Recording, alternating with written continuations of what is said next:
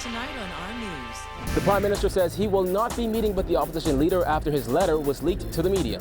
Well, PLP supporters get ready to fight back. A retrial has been granted in the Donna Vasily murder case. The Minister of National Security speaks out on bail.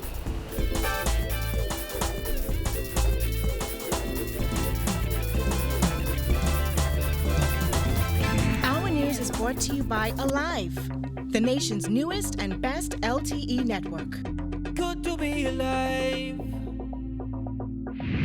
Welcome to our news and thanks for joining us. I'm Vonique Tu. Topping news tonight, Prime Minister Dr. Hubert Minnis says he will not respond to a leaked letter written by opposition leader Philip Davis, and he won't be meeting with him either.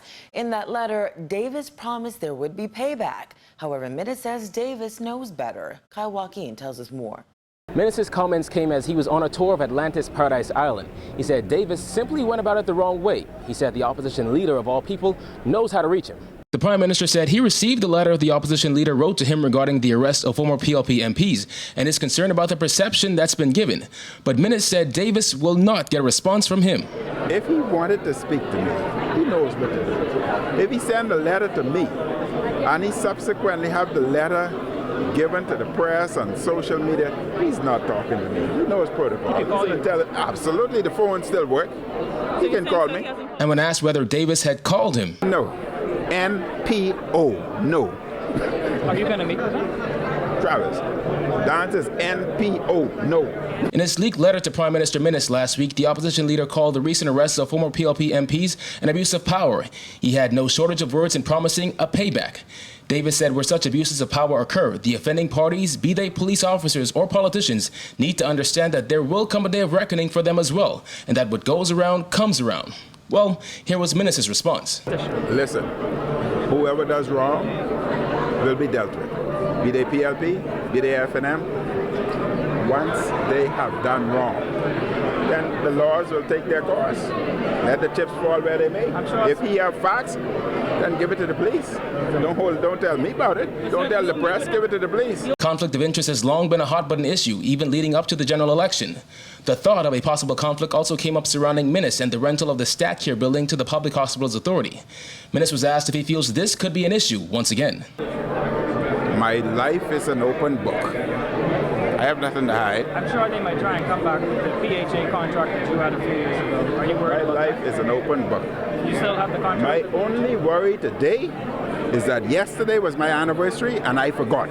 That's my only worry. For our news, I'm Kyle Joaquin. Progressive Liberal Party interim leader Philip Brave Davis has accused the Minnis administration of political persecution and intimidation in relation to the arrests of 3 former parliamentarians, adding the country's system of democracy is under vicious attack.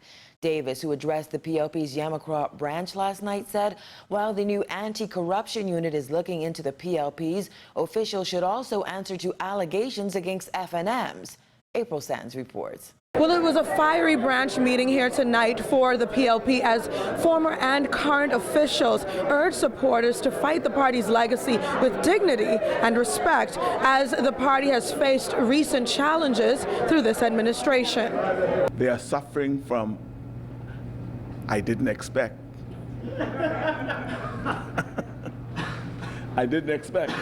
They never expected to be where they are. And so now that they are where they are, they just don't know what to do.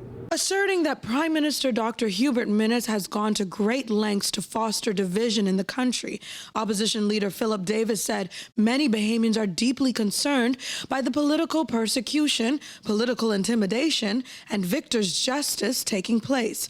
Davis, who was speaking at the party's Yamacraw branch meeting last night, told supporters that the system of democracy is under vicious attack as opposition members are jailed and perceived PLP supporters are being fired and cast aside. Davis also took issue with the court appearances of former parliamentarians Ken Dorset and Frank Smith, likening the treatment of those PLP members as they were escorted inside court to slave shaming. Despite the political vengeance which he claims has been launched against the PLP, Davis urged party faithfuls to be strong and stand their principles ground. The Cat Island, Rum Key and San Salvador MP says while PLPs may be down, they are not out, adding that its recent loss at the polls is not uncharted waters for the party. Chester Cooper has gotten some criticism for his dissection of the general elections aftermath.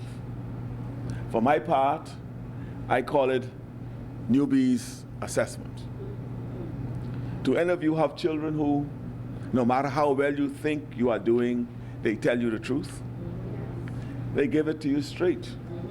You may be upset in the first instance, but when you look at circumstances with their optics, you see it, even if the light is painfully bright. Notwithstanding the light, Chester's chief submission is true. Despite our shortcomings, history will judge us fairly. We helped many. We tackled key issues. We left the Bahamas as a whole better than it was in 2012. Last month, Cooper called on the PLP to repent and said the party lost the recent general election because it protected the interests of the party instead of the interest of the nation. Reporting for our news, I'm April Sands. In other news, the Court of Appeal has ordered a retrial for Donna Vasili, who was convicted in October 2015 of the murder of her husband, Australian podiatrist Philip Vasili. Jasmine Brown has the details. Vasili and her legal team will get another day in court to argue her innocence as those Court of Appeal justices handed down their ruling this morning.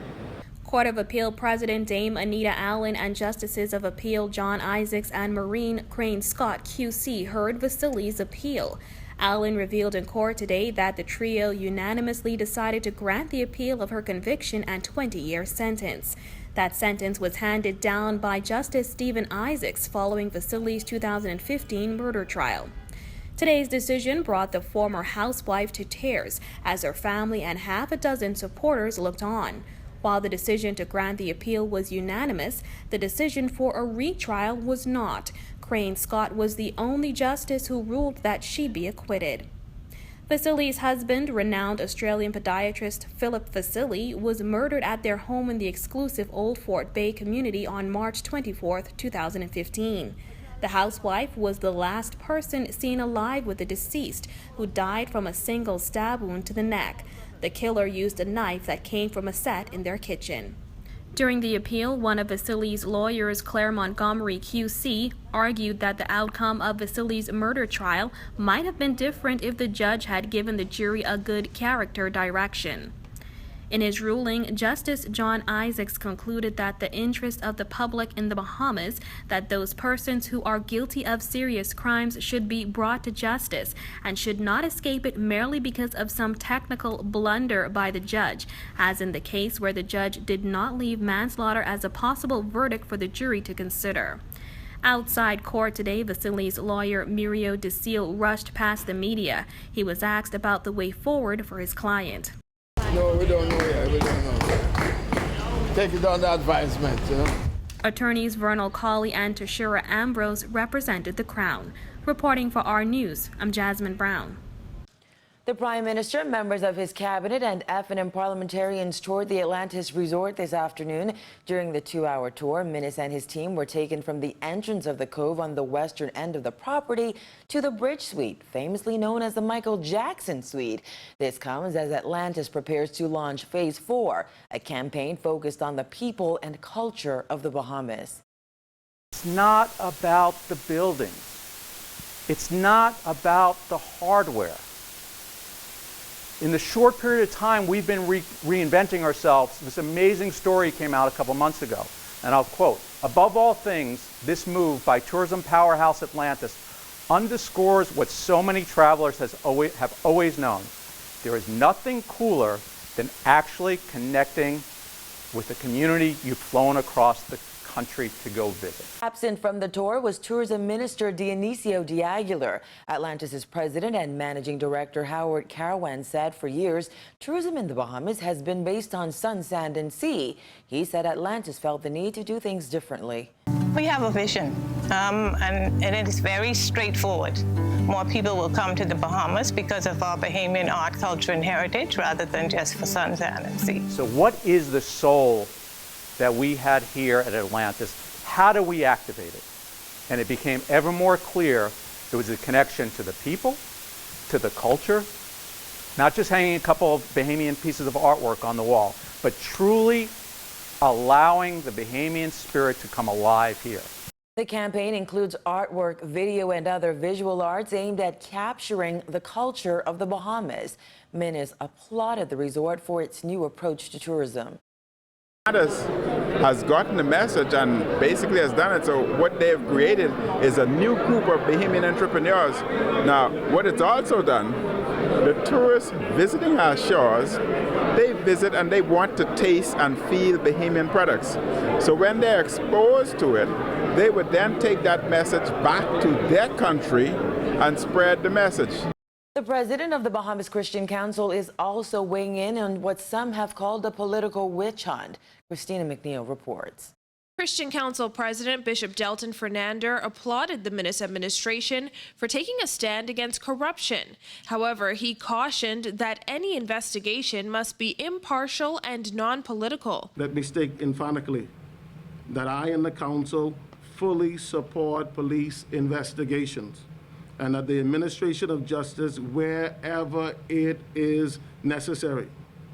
However, the investigative process and the administrative justice must always be seen to be fair and balanced. Shortly after the May 10th general election, the Minnis administration came under fire for ordering forensic audits of several government ministries and agencies. Those audits led to investigations and the arrest of several former PLP MPs for questioning, a move some have characterized as witch hunts. Prime Minister Dr. Hubert Minnis has denied those claims. However, Fernander says justice must be unbiased and blind to anything except the facts before it. In my view, it is not in the common good for our society for government to be perceived as using the laws of the land as an enforcing agency just to carry out a political promise. This issue must be handled in a manner that concludes with a renewed confidence of the Bahamian people in the system of justice and law enforcement. National Security Minister Marvin Dames recently told reporters that when MPs are elected to office, they are elected to serve. And if MPs are serving upright, there should be no concerns. Reporting for our news, I'm KRISTINA McNeil. And still to come on our news, the National Security Minister hints at changes to the bail system. The details are after this break.